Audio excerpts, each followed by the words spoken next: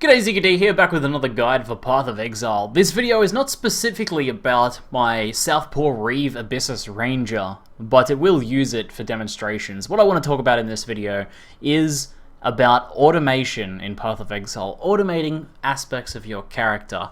Now, I'm playing a Reeve character. Now, the way that Reeve works is that each time you attack, you get a stack of a Reeve. You get a Reeve stack, and each Reeve stack increases the size of the AoE of Reeve. So if I go over here and attack these guys just here, and keep attacking these guys, you'll see that the size of Reeve increases each time. I've got 5 stacks up the top there, 6 stacks, and my AoE gets larger and larger. I'm actually using Counterattack at the moment, so that's kind of screwing it a little bit.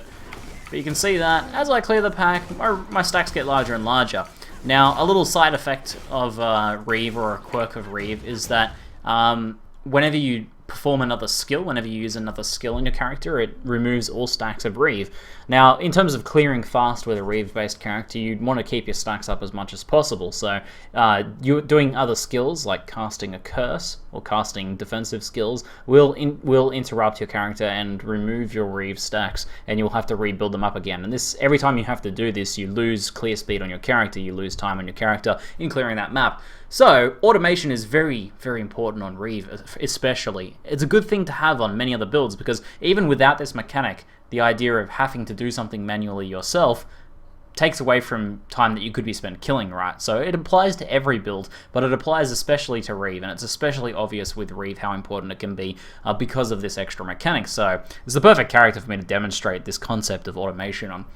Now, there are many ways of automating things on your characters now. In the past, we pretty much did everything manually. There was a time before any of the trigger gems, before cast when damage taken or any of that were added, where everything was done manually. And it was not unusual to see, especially something like a melee character, the way you would engage a pact is you would, often in hardcore, you would cast Enfeeble on the enemy pack, you would cast Enduring Cry, you would cast Molten Shell, and then you would engage the pact. Self-casting Molten Shell was actually a thing. If you've only started playing recently, and are used to the current meta, then that would seem quite foreign, because no one self-casts Molten Shell now. However, as we've moved forwards, the game has evolved and the meta has changed, and faster paced playstyles and faster clearing speed are very much the meta now, and automation feeds into this. And I have to say, overall, it's probably a good thing for the game. It doesn't take away from the complexity of the game too much, because what it does do is remove some mechanical complexity in terms of playing your character. You're doing less things on your character manually, so that some of the manual mechanical complexity is gone, but it's replaced with setup complexity, and setting up your character has become potentially more complex, and there's a bit more thought and planning goes into this, and there's different opportunity costs and stuff to consider. But the net result is that characters are a lot faster paced to play, I think I said that right, and they're a lot more fun to play overall as well, especially when I place a character like this where I've automated a lot of the different mechanics on my character. It becomes quite fast to play and becomes quite fun. Like your focus goes down to killing, goes down to positioning. Your mechanical focus, like the freed up time from your freed up mechanical focus and your freed up time in terms of mechanic, is focused on instead positioning your character and attacking enemies and doing the few things that you choose to do manually. So overall, I think it's a net positive thing for the game. But that's kind of a little bit outside of the point. So now I want to talk a little bit about what you can automate, some examples of automation, and then also when you might not automate, because it's not always the best idea to automate.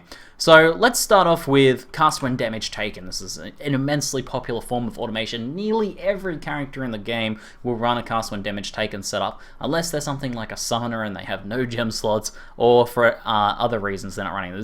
But most characters will run some form of cast when damage taken setup. It's an incredibly popular gem.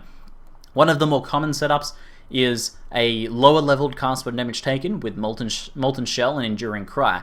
This is one of kind of the first major popular setups. It was especially with this level setup here. Cast when damage taken level 4, Molten Shell level 9, and Enduring Cry level 7. This setup essentially provides automated increased defensive capability for your character against physical attacks. Or physical damage in general, actually, I should say. It gives you free endurance charges. It automates the process of using Enduring Cry and getting endurance charges, whereas that was something you would only get endurance charges previously if you were doing it manually. Now this provides you an automatic way of doing it, and the way that cast on damage taken works is when you take a total amount of damage as listed on the gem based on the gem level, which is 620 damage just there. And I can actually show this for you guys, and I will endeavor to show this for you guys, because I think that will probably help demonstrate for some of you guys who are a little bit less familiar with some of these setups.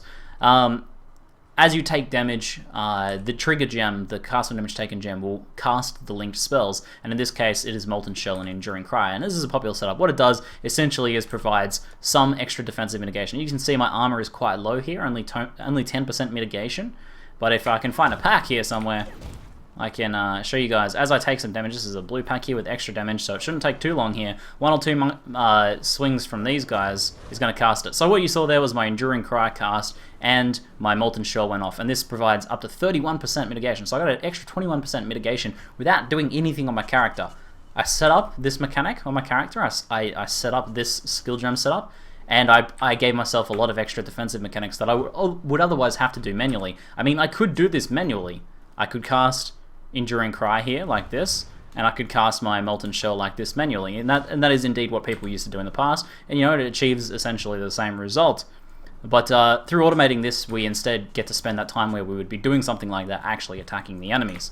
So that's one such setup. Another popular setup with cast when damage taken is cast when damage taken, Enduring Cry, Immortal Call, and increased duration support gem. And what that does is it when done in order, and it does need to be in order, so the way you'll have it set up is like this. If I can find my Enduring Cry just here, which is Immortal Call, sorry. My Immortal Call is just there. What happens is it casts in order, so it'll cast the Enduring Cry first, then the Immortal Call, and you'll do this on a full link with increased duration as well to make it more effective. And this is usually done on a higher level cast on damage taken setup, so it doesn't go off too often. And the reason for that is what it does is it casts an Enduring Cry, which gives you an endurance charged at least 1 if there's an enemy nearby, which when you're being attacked there is. And then it casts your Immortal Call. So this gives you 100% mitigation. That's the way Immortal Call works, is it gives you 100% physical mitigation for a brief second. Now, I don't have any duration, so I can't show that off for you guys, but once I do have those endurance charges, it gives you 100% mitigation. Now, that sort of automation is used to protect against reflect. It's used to protect against spiky incoming damage. So the idea is you get hit by a large amount of damage, this goes off, and then the follow-up hit that would have killed you is instead 100% mitigated. And that's what that setup, that's a pretty popular setup. That's become a bit more of a popular setup now than the traditional Molten Shell Enduring Cry, because it's stronger overall, I would say, but it's often used especially on evasion characters that don't have any other mitigation otherwise, and where armor is less useful for them. So it's a non-armor form of mitigation, again automated. So since I've sort of covered cast when damage taken as a very powerful and very common and very popular form of mitigation, I want to go over some cases where you might not use it, and the example here is why I'm not using it. So on this character just here, I wanted a very long duration Immortal Call. What happens with that cast on damage taken setup is cast on damage taken needs to be left at a lower level, and that means that the Immortal Call and Enduring Cry are at lower levels as well. Now, by manually casting, I get a lot more control over this, so I am instead sacrificing some of my DPSing time to have more control and precise control over when these particular skills are cast. So if it was automated, they would go off basically just every now and then when I take damage. But now with this setup, I get a lot more precise control over my character. So let's say, oh, this is a very dangerous pack. They have power charges and extra damage. I could take a lot of physical damage here. Because I'm using the Abyssus helmet, which causes me to take extra physical damage, I would probably get ruffle stomped. So what I'm going to do is manually cast my powerful spell echoed Enduring Cry, which makes it cast twice, and you'll see I have 4 endurance charges then. Hell, I can even decide to wait if I want to. I don't want my Immortal Call to go off straight after my endurance charges. I want to get a very long duration Immortal Call, so I wait and then I cast my Immortal Call, which is going to be much more powerful. Now I have 10 seconds of physical immunity, and I can let these guys wail on me. I can engage a physical reflect pack. I can basically do anything I want there. So, the answer is, when do you not want to automate? It's when you want more powerful versions of these skills that you're using, and these aren't just defensive skills, sometimes they're curses as well, or it's when you want more precise control over when these sorts of things happen. So let's talk about some other forms of automation. The next one I want to talk about was added into the game very recently. It's something I've been tinkering with and playing with it on this character. I actually really like this setup. Is the Counterattack gems, Vengeance, Reckoning, and Riposte. Now, I'm using Vengeance here, and I'm using it with the Stun support gem and Endurance Charge on melee stun. Now what this does is, when I get hit, I have a 36% chance of using the Vengeance skill, which is basically a sweeping attack around my character. And then when that hits, more often than not, I stun. And thanks to the stun gem, that makes sure that happens. It also gives a decent duration stun thanks to quality on the stun gem as well, and also quality on my Endurance Charge on melee stun as well, I believe. So, I stun enemies, and that's a defensive mechanic right there. That's an automated defensive mechanic. So I can actually go and show you this on the zombies here again, hopefully. And if I can let one of these guys punch me, you'll see that goes off. I actually crit and froze them there, but I also stunned them briefly before that happened as well, or at the same time as that happened. So I'm automating some of my damage dealing, but I'm also automating a defensive mechanic of stunning enemies in addition to my normal attacks. And then on top of that, I can actually, if we can let this happen a little bit again, you'll see that thanks to my Endurance Charge on melee stun, if I do get that stun, I get a free Endurance Charge. So I've automated an extra form of Endurance Charges. So now, if I cast my manual Enduring Cry, maybe this was only going to give me 4 Endurance Charges before, but I got an extra 5th one. Or, I'm in combat, I don't want to use my Mortal Call just yet, but I take a bit of damage, it refreshes my Endurance Charges. So I've automated that refresher. It's a less powerful automation, but it's something that I'm able to fill up some gem slots with, and that's able to add to my character just there. And I just thought you guys might find that as an interesting little extra form of automation. There's a lot of things you could do with this. I was using Curse on Hit with this before. I was using Curse on Hit and having this apply a curse, but I found this to be quite an effective setup on this character just here. So let's move into the final form of automation I want to cover on this character, and that is, as I just mentioned, Curse on Hit. Curse on Hit is such a good form of automation. It's the sort of automation where once you start using it, you're very rarely going to go back to self-casting curses. There was a time where we did self-cast all of our curses, and basically the game played like this. You would run up to a pack, you would see, oh, there's a pack, I would cast my curse, and then I would attack them. But now, what I do with this is I just fight enemies, and everything gets cursed automatically. You'll see that as these lightning strikes the enemies, they are cursing enemies. This is one of the strongest Curse on Hit setups, I think, in the game at the moment. It's one of the easiest, one of the most automated. Basically, what's happening is, I have my Curse on Hit linked to Herald of Thunder. And what happens with Herald of Thunder is it adds lightning damage to my main attacks. And when I crit with my main attacks, which I'm a crit-based build, so it happens quite often, I shock the enemy and then kill them.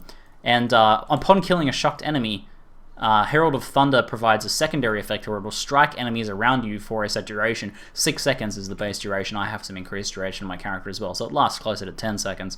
So what that means is I kill this guy just here with a crit, and then the very next pack that I encounter is automatically getting cursed, before I can engage most of them as well. Now this also has a second form of automation in it. As I kill these guys, I get power charges.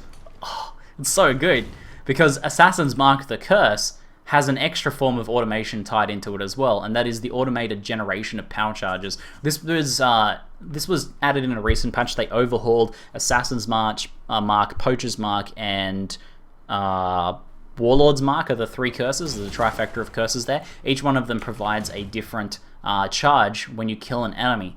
So by automating the curse and making sure that everything is being cursed, I am firstly getting the benefits of Assassin's Mark, which is increased critical strike chance, 9%, and increased critical strike damage, but then I'm also getting the passive power charge generation as well. And this setup is effectively means that I get some passive endurance charges. I have very precise control. I've chosen not to automate my Mortal Call, so I have very precise control over that, so I'll get engaged like this. I'll kill enemies, shocking them there, and then all of the following packs that I engage, which apparently I didn't crit those guys, but there we go. Everyone I engage from here on out is getting cursed. I have control. It's like, pretend this was a Fizz Reflect pack. I have the control to use my powerful Immortal Call when I want to, but everything else is automated. I'm getting those power charges as I go, and you can see that my power charges stay up all of the time because this is going off and cursing basically every enemy in range just here, and there's a ghost that just insta-died. But it makes, when you use this automation correctly and intelligently in your character, automating the parts that make sense, that would detract from your character, and in a Reeve character that's most things, automating these things and then choosing some things maybe to not automate to make them more powerful, to give you more precise control over them, that it becomes much more fun to play Path of Exile, and your characters will become much more powerful and much more fluid playing as well. Just a final point about not automating. A good example on this character was, I was actually for a while using this setup just here because I figured it's passive, it's not really going to have too much impact on my character. But I had Enduring Cry on Custom Damage Taken, which meant it would go off whenever I took some damage. And what this means is that when Enduring Cry is used, it actually has a cooldown. So what this form of automation did, actually had a negative impact on my character because I couldn't cast my manual Enduring Cry whenever it was on cooldown. And this was not using it at intelligent times, it was just using it at an automated, it was using it whenever it wanted to, basically. So that meant I lost some very powerful control over my character, and it was actually, hampering my character in the end as well. So guys, hopefully you've taken some interesting points away from this and have some more ideas about how you can go about automating some of your characters. There's a lot of different things you can do with here. This is just a very small selection of some of the things you can do. There's many, many more things you can apply these concepts to automate your character. But anyway guys, hopefully you found it interesting. That's it for now. I'm ZiggyD, and thanks for watching.